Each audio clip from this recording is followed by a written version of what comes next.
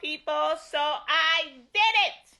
I did it, and I am so proud of myself. So there were a few orders that I have had placed for project hearing, and I decided that I wanted to go to the post office by myself, which is something that I absolutely hate doing, because when you go to the post office, you have to communicate with people. Not everybody has the patience to communicate with someone that is hard of hearing. Not everybody has the patience to communicate with somebody that has a disability. So, you know what I decided to do? I'm doing what I've been doing for a while, which is self-advocacy. So I got to the post office, I do the best I can with the packages, and then I just get in line.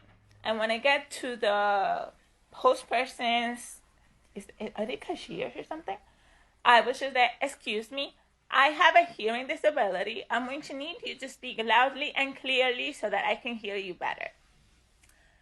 And then the post person, who in this case was a postman, they basically come closer to the window and they speak loudly and they speak clearly, and we are able to communicate effectively. But it's so important to be able to do things like that, because the worst thing that can happen is that you're there and then the person's asking you questions. You can't hear them because of the mask.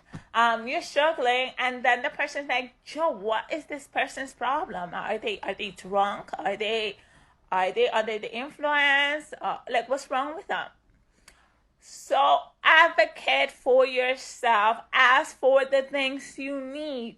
There have been situations when I have been at the post office and I will literally tell the post person, I need you to write this down because I can't hear you.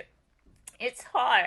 I struggled with this for almost 2 decades. But unless you advocate for yourself, nobody is going to be able to help you. Nobody's going to know that you need accommodations. Nobody's going to be able to provide the accessibility that you need. You need to communicate that there are things that you need, that there are things that are difficult for you, that you need people to accommodate to your disability, because that's the reality right there. If you're at a post office and somebody's asking you questions that you can't understand, you're like, it's like they're going to think you're stupid. You're not stupid. You are simply a person with a disability. So advocate for yourself. Ask for the things you need. Make space. Take up space. And just be honest with people that there are things that you can do. And best of all, these are people that you're never going to see in your life. Like, at first, I was very self-conscious. I was like, I don't want people to know that I have a hearing disability. People don't care. People don't care. They just want you to move on so that they can move on to the next customer. They don't care about listening to your life story. They don't care. They just want to get through the transaction and move on.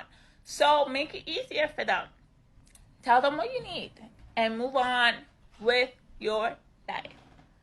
Until next time, I hope this video is useful. I hope somebody had told me this years and years ago when I was struggling with my disability, when I was struggling with like disclosing my disability, because doing that is going to change your life. It's going to make a huge difference. I was able to go into the post office and get the heck out in like literally 5 minutes. It was beautiful. It was so beautiful. So advocate for yourself. Advocate for the things you need. Make space for yourself. Take up space. Nobody cares about your disability. I promise you. They've got so many other stuff to worry about. Nobody's like, oh, that girl with a disability, oh my God, poor her. Like, they don't care. They just want to move on to the next transaction. Until next time.